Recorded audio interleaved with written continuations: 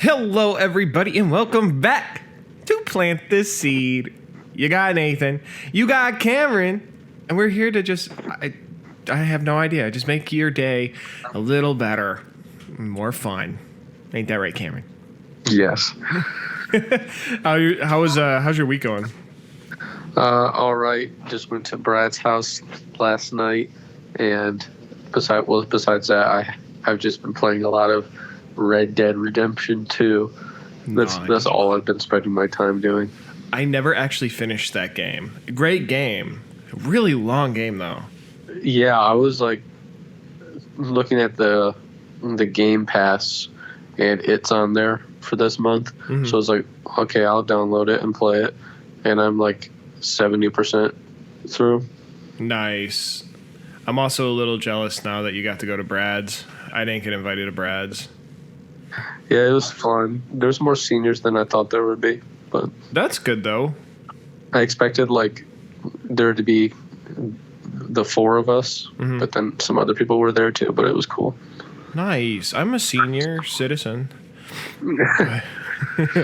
No, I had it's been crazy this week. I've been working like nonstop, and then last night I had a few people over, and we basically just stayed up watching movies and playing games. So that was kind of fun. It was nice to actually have people over now that they've lifted some of the restrictions in, Michigan. I just can't wait for like hair salons to reopen. Oh my gosh. It was like last night was like the first time I've seen anybody besides on Sunday I went to my family's church, and I saw like some people, and since I am graduating, like my parents' best friend, their daughter was like guilted me into hugging her because she was like, "Congratulations, can I give you a hug?" And then my mom was like, "Don't touch her, you'll break the rules." Oh my gosh. And then my mom turned around, and then she reached out the car and hugged me anyway. Savage. I cannot ignore a hug from my sister. It would not be right. You're really living out on the edge, bro. I know, dude. Goodness gracious. I'm like, first time I've seen my god sister in like 3 months. You think I'm about to not hug the little kid? No. You're gonna have like FBI show up at your house, like, oh my goodness, we know what you did.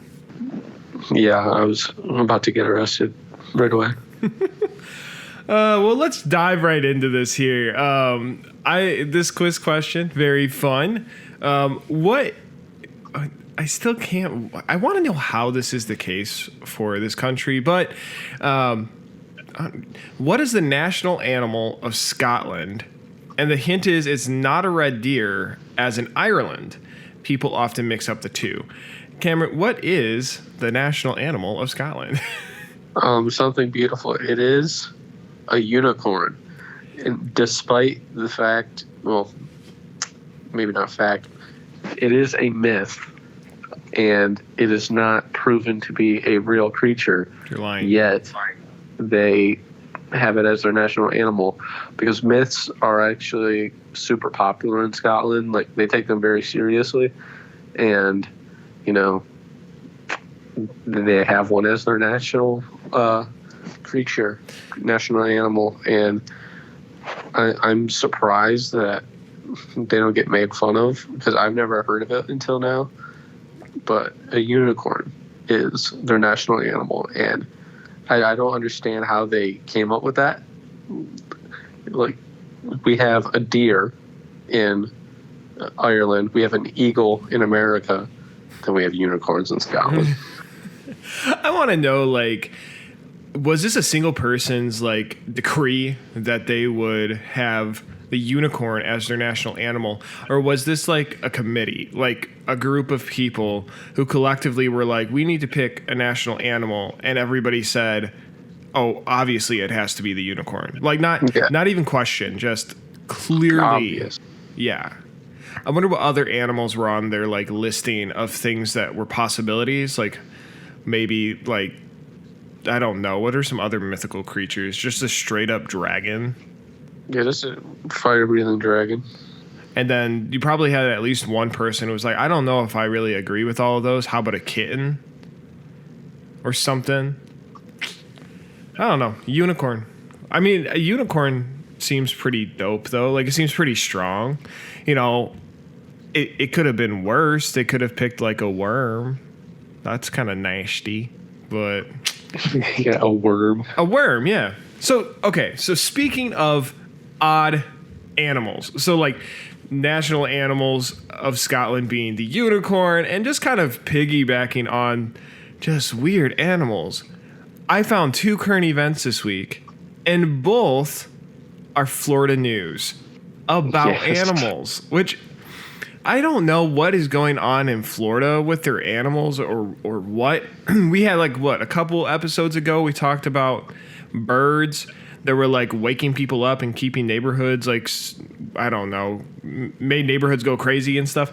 Well, this week, I found this photo, or I think it had a video attached too. But a Florida woman posted a video online of her backyard where there are dozens, not 1 dozen, dozens of these blue land crabs who decided that her yard was going to be good for shelter from the storms that were happening. I don't get the wildlife in Florida. Yeah, they just have a bunch of crabs pulling up on your backyard. Yeah, nobody wants crabs. It's not good. Nobody wants that. But yeah, no, all in her backyard. And you know, the thing is I wonder if the next story is also going to be her videotaping all the birds that then are attracted by the crabs, and now she's going to have a bird infestation. And what happens when, we talked about, the birds got into that little neighborhood and then, nobody cared, and then they repopulated and they overthrew the neighborhood. It was like an army of little birds. What happens when these dozens of blue land crabs decide, ooh, this backyard could be a pretty cool gig for us, man? And then they have a bunch of crab babies and they take over the neighborhoods. It's crazy. Yeah. I just don't understand how they have all those. I have a bunny in my backyard and it scares my dog, but I definitely don't have crabs. Did you just say a bunny that scares your dog? Oh yeah, she's terrified. Really? She's scared of everything. That's awesome. Imagine her seeing dozens of blue land crabs. I think she would have a heart attack. All right. So not only are there crazy crabs in Florida, I thought animals showing up in different areas of Florida, kind of was getting to the point where it is what it is, Florida news. It was no longer odd Florida news. It was just oh, that's Florida. But then I found another current event or news article in regards to another animal in Florida. And I don't know why, but this one I was a little scared of. It also has a video. So if you want to watch it, the video is online and it's equally as terrifying as it's going to sound. But so this Florida man, he's sleeping and he wakes up to basically this, those Ring doorbells. Okay, so little smart bells. For those who don't know what it is, it's this little doorbell, but it also serves as a smart camera that alerts you when somebody's at your door, and then you can look at your phone and see whoever is there and stuff like that. This man gets this wake up alarm from this doorbell to look out his door or to look at this camera and find an alligator standing, not on all fours, on 2 legs, standing on his front porch bench trying to reach this photo of a sea turtle. That's insane. It's just, how is it standing on 2 legs? I was wondering the same thing, but he was doing it. He looked like a little, we might not have dinosaurs, but that was the closest thing I've ever seen of a dinosaur in my life. And I tell you what, I was a little concerned. I was a little scared. He was literally he was on his back 2 legs, and he had his front little stumpy legs, and he had put them on the wall where he was basically completely vertical, just standing there trying to reach for a photo of a turtle. I don't know. Did he think it was a real turtle and he was going to try to eat it? I think either that or he just has a big passion for like art. Oh, yes. But I think probably more realistically, he probably wanted to eat it. Definitely. But I saw the turtle, though. It doesn't even look like a real turtle. It was like one of those like photos you could probably find at like an antique store that somebody decided, this isn't really something I want anymore. And then somebody was like, oh, that would be great on my front porch, and put it up there. That's what this alligator was standing up to reach. And why? He just loves art. Maybe that's the case. Like, if he's that hungry, I know a place where he can get dozens of blue land crabs. So just send him that way. Imagine that. You've got blue land crabs that attract all the birds. Okay, and the birds get there. They're feasting on these land crabs, dozens of land crabs. And then the alligator, who's hungry, all of a sudden hears all the squawking from all the birds. And he's like, oh my goodness, I'm hungry too. I can go over there. And so he like stands up on his two hind legs, starts stomping over there to go get himself a bunch of birds. Now imagine this though. Imagine being the poor lady who already had a problem with dozens of blue land crabs that turned into birds, and now she's got gators in her yard. That's Florida. That's the meaning of Florida. And I think they're just going to have actual dinosaurs next. Maybe. Actual dinosaurs dressed as the Grim Reaper out on the beaches of Florida, standing on two hind legs. I don't know. They have some wild stuff. But alrighty. So, you have anything else? Any other current things happening in your life? No, not much. I live a boring life. Awesome. Sounds Yes. uneventful. They do have, there's like a storm. So I guess this is kind of more Florida stuff. They have like a storm in the Gulf of Mexico, and if it hits land, I may have to leave. And I don't want to, but I might have to. So that should be fun. I think it's actually heading towards Louisiana. Like, what's today? Today's Saturday. So we're recording this on Saturday. So it'll be tomorrow, Sunday, is when it's supposed to hit land. So we'll see. I don't know how that's going to work with recording, but oh well. Yeah, that would not be fun. Right. All right, everybody. Well, with that, I think this is a great time to take a quick break and transition over to our segment 2, where we get to talk about like a story of two friends so close that they're willing to share clothes. It was a little odd when I read it the first time. I picked on Riley a bit, and I was like, hey, dude, you're my friend too, but I'm not going to give you my clothes. So Yeah, sorry. sorry, man. But all right, let's go ahead and take a quick break, and we will see you or hear you or talk to you or whatever the case is when we get back.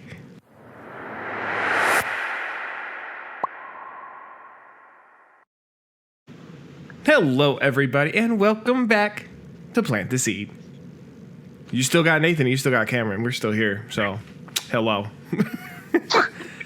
So this week's story, we're going to take a little bit of a different route than what we took before. So I know we were really going through the Israelites, and the funny thing is it was like, oh, look, they're following God, and nope, not anymore. And then, oh, look, they're doing it again. And then, nope, not anymore. So we're going to change it up a little bit this week and kind of take a look at a different story. Shout out to Riley Berry. So Riley Berry did our lesson for the Beacon Baptist students like YouTube channel. But if you're listening to this and you didn't already know, he is also interning with our church for the summer. So hello, welcome, Riley. Hope we don't drive you too crazy. Should be fun, but we're happy to have him on board. He's gone to the church for like years, so now he gets to hang out and plan everything. If you're listening to this as well and you haven't heard or you didn't know, Riley also helped put together, as like a start to his internship, our summer camp this year, which is awesome. So they are calling it Beyond Borders. It's going to be from, I believe, July 7th to July 11th. And you can find more information about that on our church website at Beacon Baptist Church. really neat. I'm excited. I really hope that this hurricane doesn't hit because I want to be involved with this like every day. That's my prayer. I don't want to have to leave. I want to go do all the fun things they have planned, but we'll see. Yeah, I might not be able to do the last day because that's my little brother's birthday and my little baby nephew's birthday party. Aw. So I will probably not be there the last day. That'd be fun, though. Hopefully, yeah. Yeah, and my little nephew's turning 1 year old. Oh. 1 year old. That's so cute. All right, well, let's jump into our summary here real fast, and then we can kind of talk about this story. It's a really cool story, like a friendship story. It's really sweet. So if you want to read the story we're talking about, you can read it in 1 Samuel chapter 18, verses 1 through 4, kind of where we're going to take a primary portion of what we're going to talk about today. The rest of the story does take place like right before 1 Samuel 18, and then you can read the rest of it or continue it like after that. If you're familiar with the story of David and Goliath, this story is taking place like right after David slays Goliath.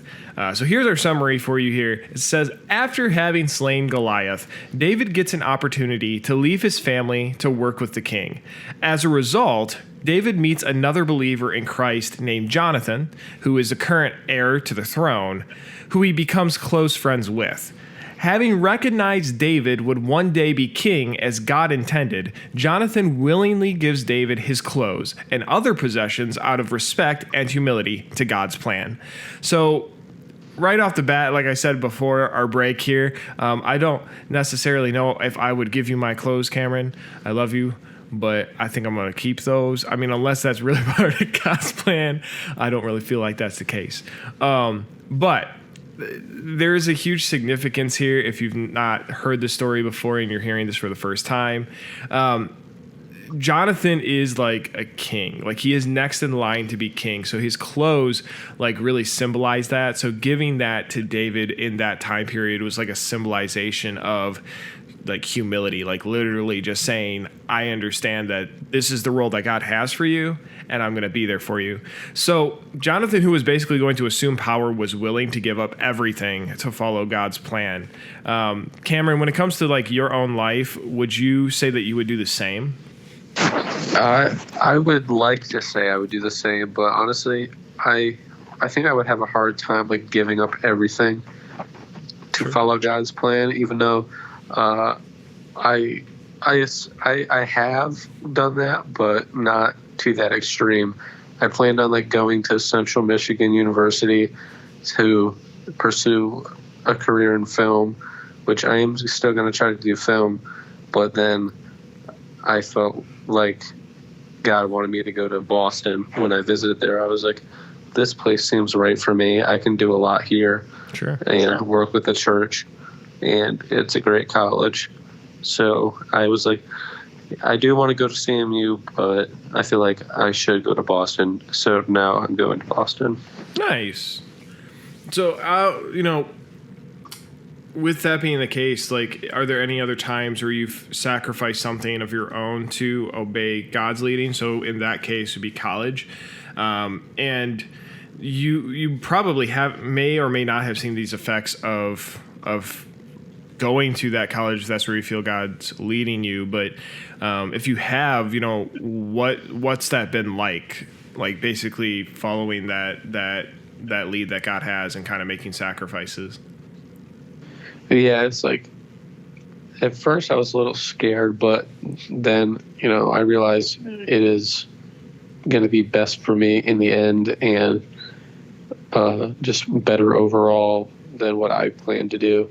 So, like, when I figured out that Boston is the place that I should go, I was at first a little skeptical, and I was considering it, but I wasn't like 100% sure. Sure. And then I realized I should go there, and I was 100% sure that is where I needed to go. Sweet. And you're leaving in like August, I think, right? Yeah, like August 13th is the day I leave. Nice. Yeah, I don't know. I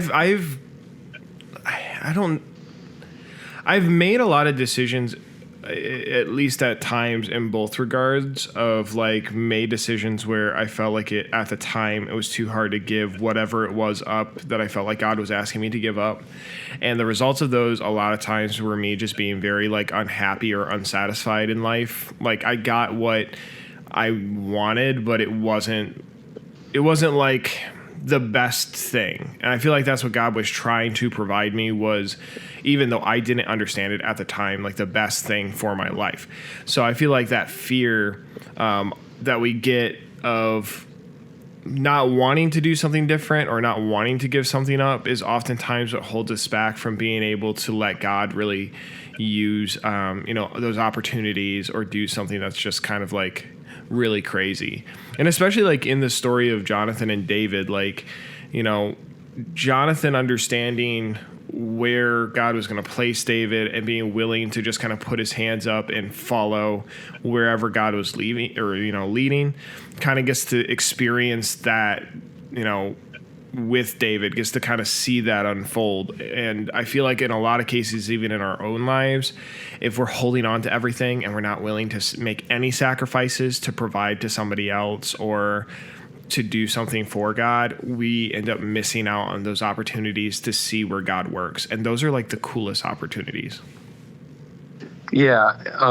And I think another example is like, I wouldn't call it sacrificing now, but when I first started working at camp, I looked at it as I'm going to sacrifice my whole summer to go work at a church camp.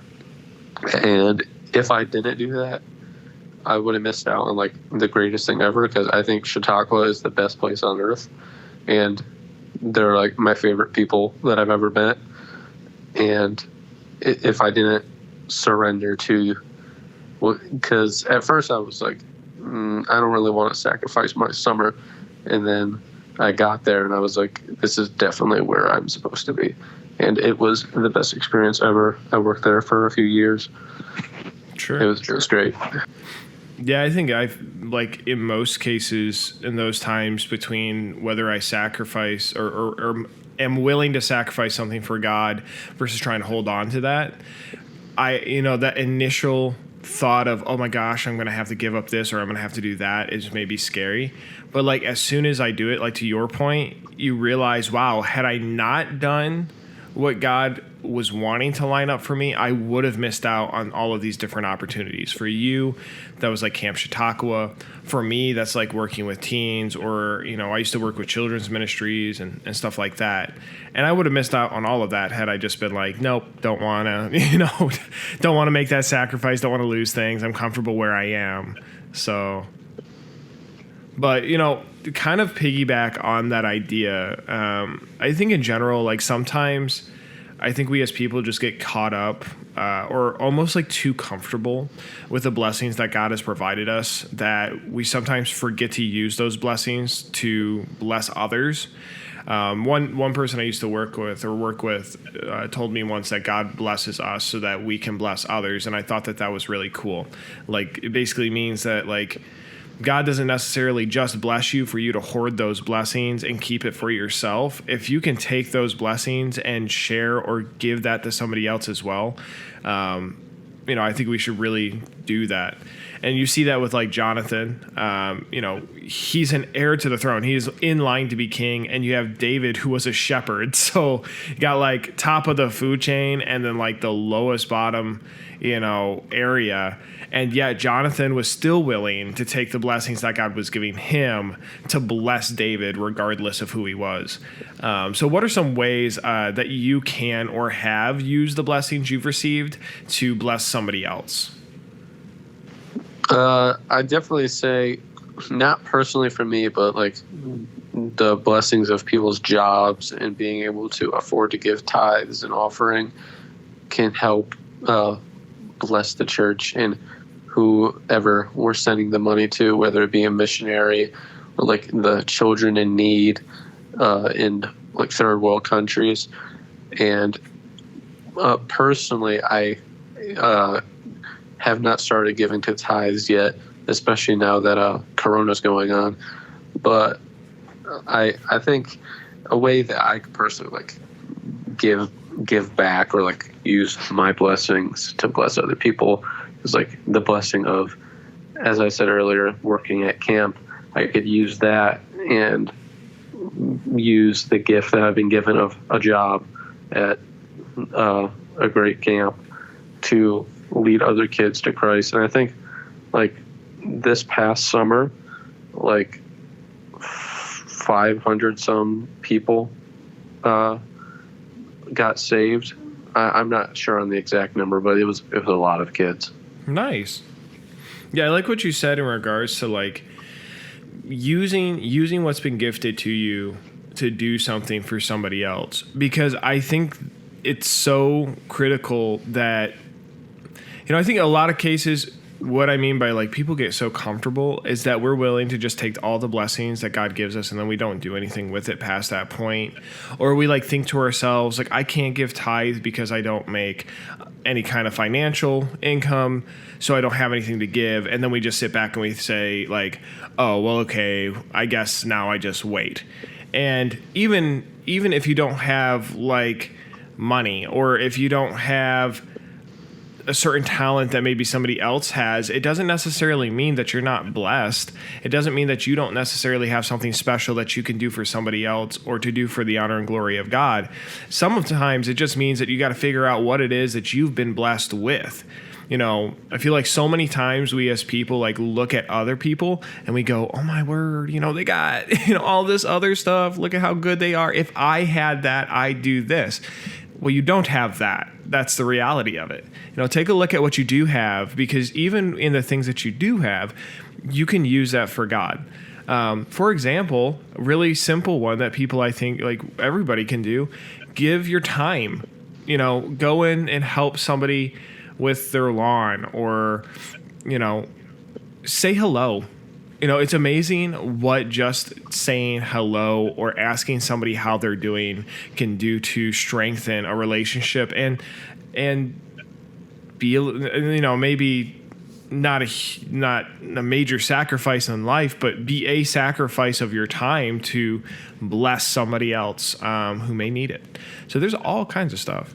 Yeah, and like personally, with not being able to give to tithes and offering, I decided to use like my musical abilities to play in the worship band. And even if you aren't able to play an instrument or sing or anything, you can still participate in stuff like that, because that's why we have greeters at the door. Because I like what you said about like saying hello when people walk in, especially if they've never been to the church before. Mm-hmm. Saying hello at the door can definitely make them feel more welcome. Except when you're one of the senior guys and you say Jesus loves you, but I don't. That was no. That was an ongoing thing for a while. Oh, goodness gracious. Nice. Well, they felt welcome by Jesus at least. So, oh yeah, good job. That's what really matters. That's what really matters. Oh my goodness. But yeah, I mean, like, in, you know, at least at Beacon, we have plethora of opportunities where people can do that. You know, if you're a teenager and you're working with the Vintage, which is like our Sunday night, you know, pretty much led and run by the teenagers in a lot of cases, which is really cool. It's like student-led ministry. There's opportunities there to just stand at the door and say hello, or, you know, even if you're not necessarily at a door, one thing that you can do to bless somebody else, and this is something that's really easy, but if you're sitting in the auditorium, take a look around the auditorium and check and see who's sitting by themselves. You know, if you see somebody who looks like they're in your age range and they're sitting by themselves, you know, go over and ask them to sit by you, or go over and sit by them. You know, there's been a couple times like I've used like gum. I'll like see somebody sitting alone and I'll go up to them like, hey, you know, you want a piece of gum? Which now that I think about it in my head just sounds really weird, but it's like, hey kids, you want some candy? You want some candy? But no, I mean, I've built really great relationships with people that way, and, you know, been able to be used by God in those cases. But don't ever feel like, too, like if you're listening to this and you're telling yourself, you know, I don't have any music abilities, or I don't have financial capabilities, or I can't do this or can't do that, you know, I can't do a lot either. Like, I can't play an instrument, and I can't, necessarily do a lot of other things that maybe other people are blessed with. But, thank God that I've been blessed with some opportunities to do things. Take a look and see what you're good at. If you're good at sports, maybe take your sports and go work for God in that area. Start something at your church that kind of like honors and glorifies God. So, yeah, you can always do other things. Yeah, like our church bowling team. Oh, yeah. I mean, and that's something that's kind of crazy. You have all of these little type leagues and stuff, and God can still work in those areas. I think as a people, we get so invested in telling ourselves, "Oh, I can't do that," or "I can't use this thing I'm good at for God." And yeah, you can. You can absolutely use it for God. People on bowling teams can do it. You can figure it out too. Yeah. But what is one of the nicest things that someone has ever given you just out of kindness? And I'm sure you've gotten a lot. So, but what's kind of like your one big thing that you can think of? I don't know. It's not big, but and it seems insignificant. But I mean, it was really awesome. It was actually recently. My best friend's mom sent me a letter, like a graduation party invitation for him, and with it she gave me like a $50 check for graduation, and then also printed out a picture from freshman year of our very first pep rally with me and the boys and I, all sitting on the bleachers, pimped out in our orange, which is the most disgusting color ever, but that's our class color. So, and it is just a picture, but I mean, it's probably the best thing I've ever gotten as a gift because, it's a picture of the boys from freshman year. All the feels are coming back. Aw. And look at that. Like, look at how God uses just a picture, and just a letter of kindness or something. You don't have to do it. You have any like special skill to do something like that. You can like use just about anything to, brighten somebody's day, be a decent human being.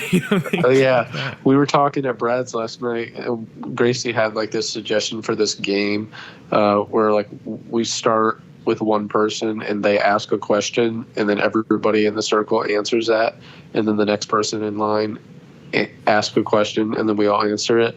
And somebody asked about like favorite snack, and have you heard of like Munchies, like the bag of chips? It's like assorted chips. Yes. Yeah. It's the one with like a bunch of random stuff in it. It kind of looks well, the Flaming Hot one has like Doritos, Sun Chips, pretzels, all that stuff.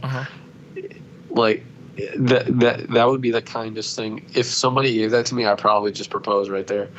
I'm like, I will marry you if you give me some hot Munchies.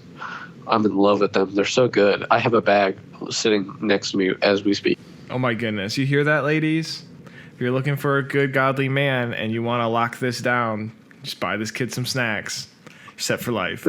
Yeah, dog, if you give me hot Munchies, I'll love you forever. There's no conditions. Except that you have to give me Munchies. You have to give me Munchies. I don't think I have anything that like... I don't think I have a favorite snack. I love pretzels. That's like one thing. Pretzels but I can't say I'd marry somebody if they bought me pretzels. I think I could do without them, but... Or like coffee or sweet tea. Oh. Sweet tea is like... I'd probably do horrendous things for sweet tea if I really had to. It's a gift from God, really. It's the greatest thing to ever exist. I love like sweet tea, but coffee. Oh my goodness. Oh, yes. I love coffee. And like my favorite coffee is Peet's Coffee, and I can only either order it, like the good kind. You can get it at Kroger, but it ain't the same. I either have to like order it online, or I have to go all the way out to Chicago to get Peet's Coffee. And I'm okay with that. Like I am perfectly fine. I am going to plan a trip. I was actually planning a trip before quarantine hit to get on the Amtrak, take it to Chicago, get off that Amtrak, and go get coffee just to jump back on the Amtrak and go back home. Why not? I usually drink like Starbucks because I just go to the gas station and buy like those glass bottles of the Frappuccinos, but or like the cans of like the triple shot espresso stuff. Yes. But honestly, my favorite coffee place, it's local. It's in Allen Park, across from like the Marshall's Music. It's called City Coffee House. Oh, I've never been there. Is it good?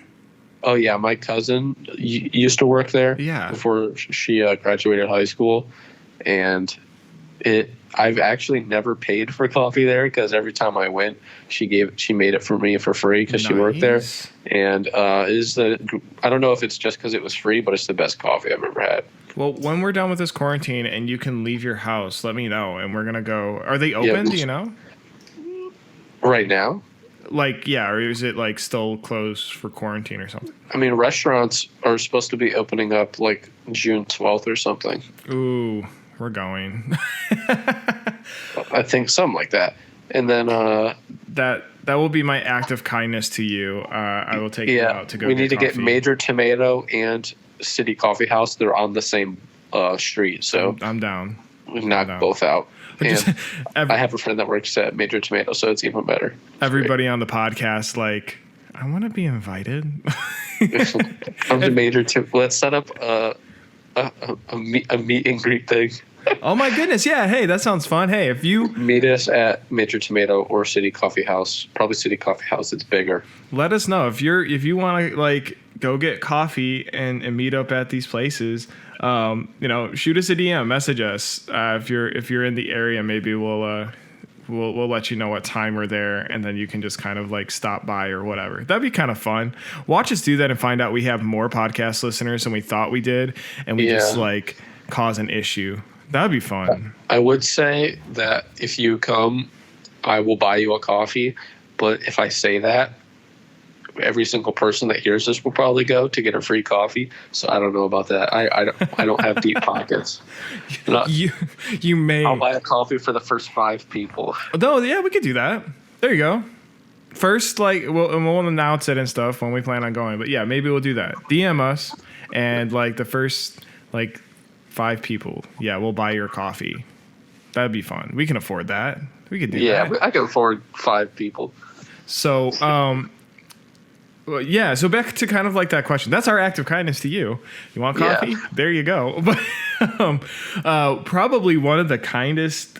And granted, if anyone's listening to this and you've done something kind, like I don't want you guys to think like I'm not recognizing you too, because I have been very blessed by people and just by life in general and stuff and by God. So thank you to everybody who has taken the time out, who has done just something kind, and that's everything down to just asking me how I'm doing, to, raising me or birthing me. Like, thanks, Mom. You're a real OG. But yeah, one thing recently though, that was just the craziest thing that's happened was somebody, like, the studio setup that we use for this podcast is completely paid for by somebody else. And just out of the kindness of their heart. And just random. I like woke up one day and got a text that said, hey, I've got this computer and it's set up for like studio stuff. And is it something that you'd want to do? And I was like, yeah, sure. Why not? Never had any studio experience or things like that, but knew that like maybe this is an opportunity for God to use something.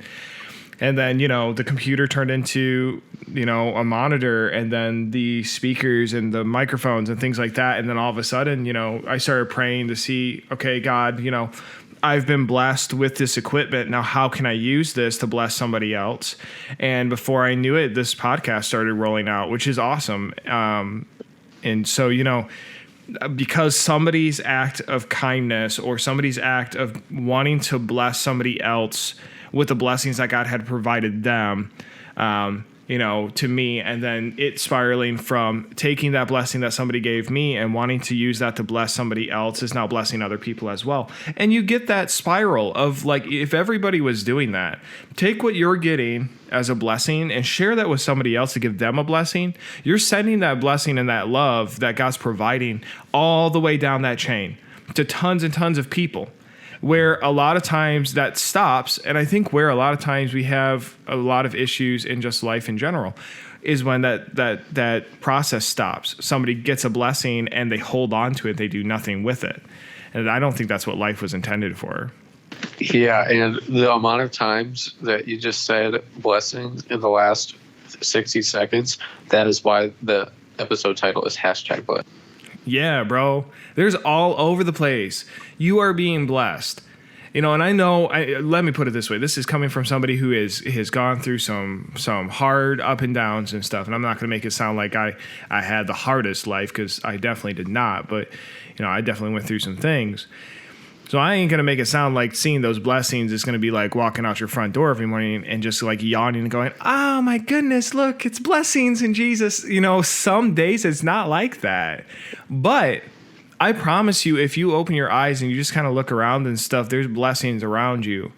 And even if you don't necessarily feel that for yourself, go and give that back to somebody else. I promise that it's going to change your life. Like, a lot of things are going to change for you. It doesn't mean that your life is always going to be up and happy and great. No, it's life. People suck most of the time. Let's be honest. That is true. I stand by that. But we can all collectively suck a little less if we actually started being kind, sharing some blessings, and loving each other. We gotta be different, do different. Gotta be different, do different. Before we move on to the final and greatest segment, I have one last example of being kind, and it is I intended to be kind, but I ended up not being so kind. Oh no. When we visited Boston, I went to go buy coffee because there's like there's a room in the boys' dorm, like down the hall from the cafeteria, and they make coffee in there. I think they just like buy bags of beans, like Starbucks coffee beans from from like Walmart or something, and then they make it, and it's like $3. And Gracie asked me to buy her a cup because I was going to get myself some, and she said she paid me back. And we got in the car to go on the way to the church that we were performing a concert at, and on the way there, I drank both of them. Oh no! Because she took a sip of it, and then she said she was gonna save it for later, and I had already finished mine, and I was thirsty, so I finished it. That's awesome. She didn't get mad. I don't think she wanted it, because by the time we got out of the car, she said she forgot about it, and I did not feel bad. I'm not gonna lie, but I told her not to pay me back, especially because she didn't drink it. So it's the thought that counts, bro. Yeah, I definitely did do something kind with giving her the coffee, but I definitely was not kind in she didn't drink it. Yeah. Well, here's the way to look at that. You took care of waste. You weren't wasteful. Yes. So you helped. So I was doubly kind. Doubly. All right. You know what time it is. Time for your section 3. Trivia question. I need to get like an intro song for that. Just like, trivia. All right. Exactly like that. All right, so here's our trivia question for this week, and the world keeps on getting stranger. In Michigan, Lake Superior State University offers a unique hunting license with the following areas open to questers. And this is quotes. This is on the website as if you want this license, this is like part of their regulations. It straight up has like a whole list of things. This is the areas open to questers, which includes the Earth, Moon, unexplored areas only, the Milky Way, The southeast rim is closed on odd years and all else. What does the license allow you to hunt? Now I have a question. Is this the only thing you're allowed to hunt, or is this just one of the things? For this particular particular license, it sounded like it was only this thing. Only this creature, animal thing. You could only hunt this. But it is real. I found this random facts website or whatever, and I read this one, and I was like, there's no way. But I went to Lake Superior State University's website to look this up and make sure, fact check it. And on their website, it is you can get a hunting license to hunt this thing. And it actually has regulations listed on the website of what you can do to hunt it. It's something. I don't even know where it came questers, from. Do they mean like Dungeons and Dragons questers? You are exactly right. Took it off the board game and just went into real life. Yep. You're no longer a hunter. You are a quester. Also, how are they planning on closing the southeastern rim of the galaxy? I guess if you happen to hunt this in the southeastern rim of the Milky Way, maybe you can get a fine. The space police will come after you. Yes. You're going straight to jail. There's no trial. There's nothing. It's the Milky Way. There's no rules in the Milky Way. Yeah, it'll be like the bug people from the Federation in Rick and Morty. That's exactly what it is. Oh, my word. Yeah, they're actually the space police. Rick and Morty is actually a documentary. They're actually questers. They were actually hunting with this license. Oh, my word. All right, well, we will make sure to give you that answer next week, and then also provide you updates if anything changes with the storms and stuff. That should be kind of fun. So I'm still here this week. Hopefully I'm still here next week. So we'll see. With that, though, Cameron, do you have anything else before we close out? Nope, I'm good. Just we hope you like the podcast, and you will join us for episode 11, which is crazy. We've done 10 of these now. I know. It's nuts. If you think about it, that's 2.5 months already or something like that. And it's not counting the ones that we have in the vault. This is true. Just in case we're not able to record some weeks. This is true. I want more in that vault, though. We're going to have to record. Yeah, I think we have 2 or 3 in there. I think so. I think we got to work on a couple others. That's okay, though. All right, everybody. If you have not already subscribed, if you're watching this on our YouTube channel, please do so and hit that like button. It helps support us. Get it out there. We had a viewership in Germany, which I thought was awesome. We have 1% viewership in Germany. Yeah, that's cool. I think I know exactly who it is. I have this one German friend named Isabel. I think it's her. Shout out to you. Thank you. I shared it on my Snapchat story, and she slid up on it, so I think it was her. Sweet. You can check us out on Spotify. Follow us on there. You can follow us on Apple Music. We're all over the place. Tell your friends. Share it. Let people know. It helps us, and then we love being able to do this for all of you as well. So again, if you want that coffee, hit us up in the DMs. Let us know. We'll figure it out. After quarantine, I'm serious. If you want to meet us at City Coffee House, I will buy you a coffee for the first 5 people that show up. Honestly, there'll probably only be 2, but that's all right. Hey, those 2 people are getting some coffee. Yeah, and we promise we won't drink yours. Oh yeah, I won't drink your coffee unless you don't show up. But if you have any suggestions besides Spotify or Apple Music, of platforms that you use that we're not on, like Stitcher or SoundCloud or anything, if you use SoundCloud instead of Spotify or Apple Music and you want it on there, then we will put it on there. If not, then we'll just stick with what we got. Sweet. Well, awesome. Thank you for listening. And until next time, remember to be different, do different.